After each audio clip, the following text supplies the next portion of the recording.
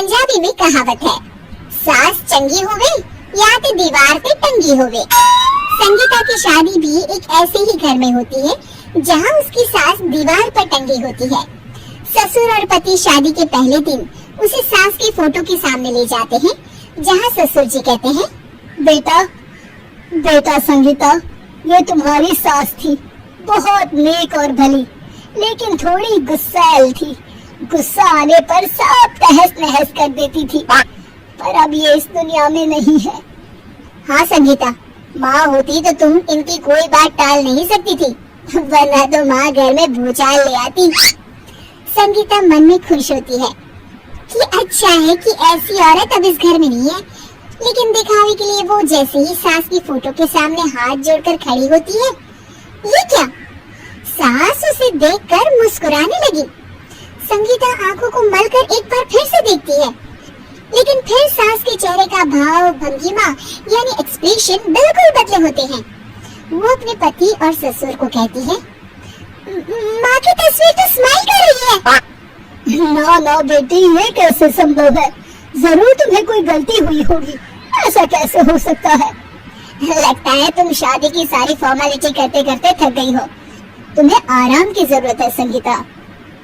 खैर, सारे संगीता की बात को इग्नोर कर कमरे में चले जाते हैं। वैसे सास की फोटो पर एक्सप्रेशन एक के बाद एक बदलते ही रहते हैं। सुबह होती है, पति और ससुर को काम पर भेजकर संगीता कमरे की सफाई करने में लग जाती है कि तभी उसे आवाज आती है, टेबल ठीक से साफ करो। ऐसे भी कोई टेबल साफ करता है? इससे अच्छा तो ये गंदा ही था। किसी औरत की आवाज सुन संगीता दंग रह जाती है और सोचने लगती है कि आवाज कहाँ से आई। आवाज को नजरअंदाज कर वो फिर से अपना काम करना शुरू करती है, लेकिन इस बार तो आवाज बिल्कुल उसके कान के पास से आती है।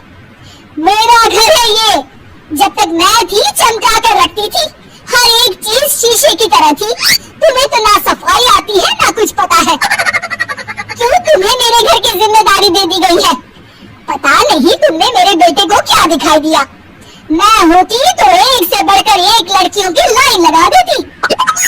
अब संगीता को समझने में देर नहीं लगी कि ये आवाज किसी और की नहीं बल्कि उसकी सास की है, जो दीवार पर टंगी है।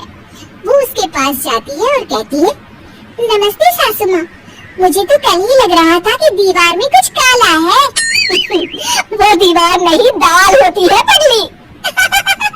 सही पकड़े हैं सासू माँ। तो क्या हो गया आपको जो आप यहाँ भी चैन से नहीं बैठी हैं?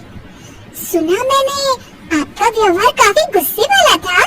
चुप रह तू, ज्यादा बकर बकर ना कर। घर का काम करना तो आता नहीं, आई है मुझसे बहस करने। हाँ देखिए सासू माँ, मैं आपसे साफ साफ कह देती हूँ, मुझसे पंगा लेने की कोशिश मत करिएगा। तभी पीछे से संगीता का पति आता है। अरे संगीता, किससे बात कर रही हो? कौन है वहाँ? संगीता की सास की फोटो फिर से पहले जैसी हो जाती है। आपकी माँ से कह रही थी कि मुझे काम करना आता। अरे संगीता, माना सास के ताने हर बहू को अच्छे लगते हैं, लेकिन यहाँ तो माँ है ही नहीं। तुम तो फोटो से ही तुम भी लाजवाब हो संगीता। किसी को विश्वास नहीं होता कि संगीता अपनी मरी हुई सास की फोटो से बात करती है। वहीं आए दिन संगीता की सास संगीता को किसी न किसी बात पर आते जाते ताने देती। संगीता को भी अब सास के तानों और उनसे बात करने की आदत हो गई। वो कभी खानदान की कहानी तो कभी तीज त्योहार कैसे मनाए या किसी व्यंजन की रेसिपी सास से ही पूछती। सारा दिन घर में अकेली संगीता की सास अब उसके लिए तानों के साथ पक्की साथी की तरह भी रहने लगी थी, जो किसी और को नहीं बल्कि संगीता को ही सुनाई देती।